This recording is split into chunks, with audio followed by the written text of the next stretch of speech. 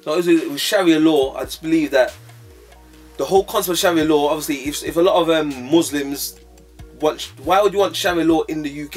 I don't understand. That's what I've always said. It's like the same thing that the British done when it was colonizing a lot of countries, that they just forcefully put a law onto the people, or a strategy or religion onto people. And I think that is, people should be following that kind of strategy. There's a lot of Muslim countries have Sharia law already in place, and the countries are working very well, and they're very nice countries. I believe people that are in the UK that want to follow Sharia law and implement to their daily lives, you can still implement into your daily lives without it being the law of the land, or you can go to the country that's the Sharia law is already implemented into that land and live by that land in that country. I don't think coming to the UK and saying that everyone should live by Sharia law in the UK, I think that's a bit harsh. I don't think that should be, people should be kind of like fighting for that to happen in there. And you're gonna have everyone wanting to fight for their things in the country as well. So you're gonna have some next one coming with their law, and another one wants to come with his law, and the law already is causing problems already. The law that's of the land is causing problems already. So to add in other laws of different lands is gonna cause more problems. So it's better for us to kind of like implement that into our own lives, or organize that into our own little organizations, or go to the countries that is implemented, that Sharia law is already implemented into the land. I don't think fighting for it over to be in England is gonna do any justice or any benefit to anyone. Like, while it's not benefit no one. You can still live by the Sharia law in your communities without having to be the law of the land, or trying to fight for it to be the law of the land. You can just live it in your community, or go to a country where Sharia law is already. I don't think that a lot of us are not from England. There's been instances why we're here in the first place. So this is not even our country. So I don't see why we want that here anyway. Like, we're not. If this is not our country, let them.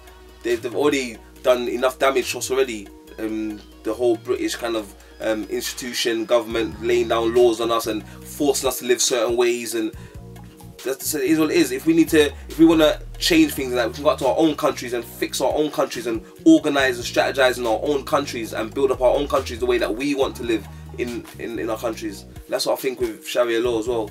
Same thing should happen.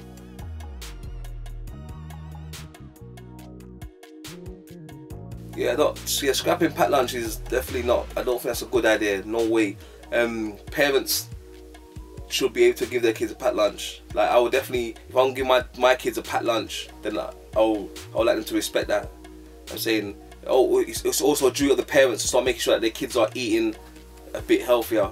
I'm sure that the schools are trying to say that they're gonna give the kids healthier options, but I'm not too sure about that always happening. So I'll still say, if they're gonna give the kids healthier options, then the parents should still have the option of giving their kids packed lunch. They should be able to. You can't say we're not going to give your kids packed lunch. They should have an option of doing it, and the school can still give the kids healthier options as well.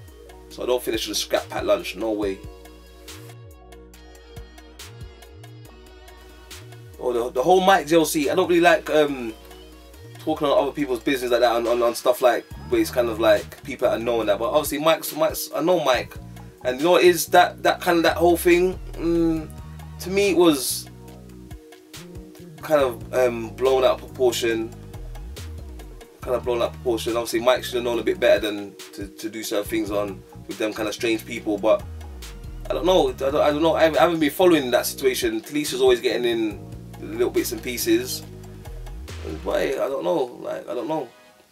There's always been loads of little drug scandals and with that kind of world. If you're getting involved in that world, that kind of whole pop world, and then you gotta expect that to happen, and it is what it is. I don't know where they're gonna take it from there.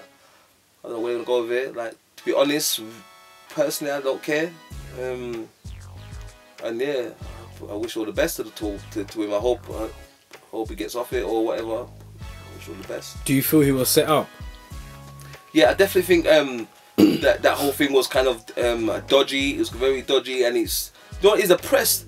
I don't know about set up, but the press usually put people in them kind of entrapment kind of situations. That's what they do. They anything for a story. They will put you in an entrapment situation for a story, to create a story, to create a hype, to create some kind of downfall for someone. And it just happens that he was in the picture to create the story around. And there you go. Talisha's been through loads of mishaps and headlines, and she makes a single and she gets back on top of it. So maybe she might make a single. Maybe he can make a rap song about it and make a profit off it. And you never know, you know. You can use negative press to make a profit sometimes. That it goes. I heard when Jayz's album came out, the next day I heard people doing reviews and giving their opinions and all that. And I'm one of those. I listen to music. I'm very like an old school music listener. So I don't think you can review an album after one day. Like, I don't think you can review something so quick. Like, I think you have to listen to the songs over and over again to get like a deeper understanding of the concept and what's behind the music. Then review it afterwards. I don't think you can just give a next day review like that. I think you have to listen to it a few times. And I bought Jayz's album. I've listened to. I haven't listened to it properly. I've just kind of skimmed through it. So I wouldn't be able to give a deep review as of now. Some of the titles are a bit. Jayz always does stuff where he's got certain titles of the songs that are in like Tom Ford, and he's got like certain angles where I didn't kind of understand, like, well, why are you talking about Tom Ford and certain things. But so I need to listen to it again on a deeper level to kind of understand where he's coming at with the album. But I have heard a lot of people talk about it, criticising it and whatnot, and I think I have to give it to a bit more deeper understanding. I always look at Jayz as a grown man. Sometimes some of his concepts sometimes I think are a bit, I don't understand them. I think like, right, it should be a bit more deeper sometimes, but then that's just my opinion. But yeah, so I still got to listen to it and take it in a bit more before I can kind of speak on it as a whole.